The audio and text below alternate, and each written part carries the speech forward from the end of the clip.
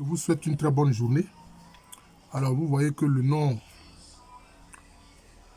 Horus, tel que c'est dit, dans les versions latines, grecques, etc., c'est Or, le fils d'Osiris, ou Osir, qui a été victorieux des forces du mal, avec à leur tête son oncle Seth, le malfaisant.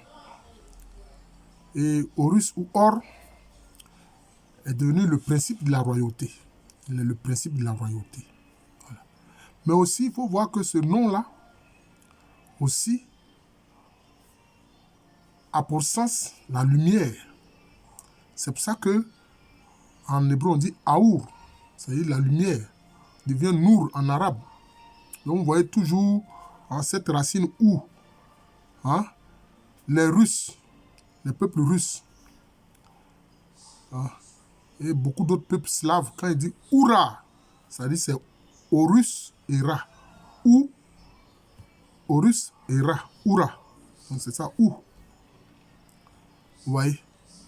Donc on peut dire que ce nom-là, de cet être victorieux du mal, a traversé, a touché différents peuples. Vous voyez. Ça a touché différents peuples. Il faut comprendre ça. C'est pour ça, par exemple, que chez les Mandingues, Bambara, Malinké, Soninké, etc., quand on veut dire noble, quand on parle de on dit quoi? Horon. Horon. Horon. Et vous avez toujours la racine ho, horon. Horonya, c'est la noblesse. Horon, c'est le noble. Mais cela veut dire quoi? C'est vrai qu'en fait, le noble, c'est quelqu'un qui agit en tenant compte du principe de la justice et de la vérité. Il ne s'agit pas seulement de dire je porte un nom, etc. Non, ce n'est pas ça. Il faut agir dans le sens de la vérité, de la justice, comme Or ou Horus l'a fait.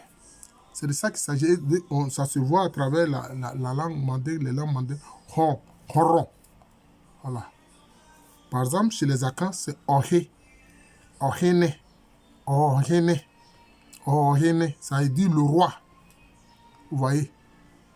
Donc vous voyez que le nom de ce principe, de cet être, qui symbolise la royauté, qui symbolise aussi la justice.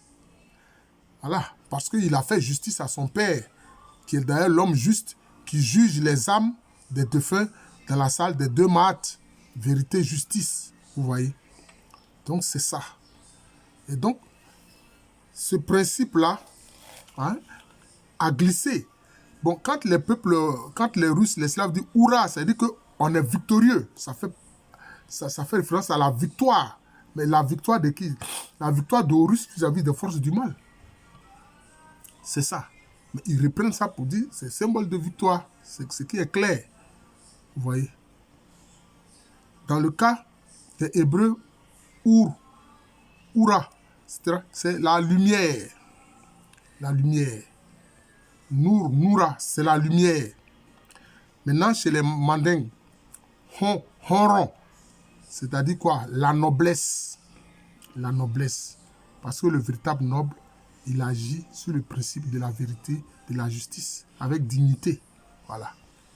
C'est pas comme certains qui se prétendent nobles et puis qui sont en fait des vauriens dans l'âme et dans l'esprit.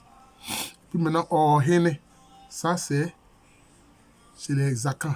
C'est le principe de la royauté. Oui, c'est le principe de la royauté parce que Horus est le roi.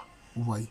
Donc, on va dire, bon, comment on va titrer ça peut-être? On va dire Horus, c'est différents peuples. Voilà, c'est ça.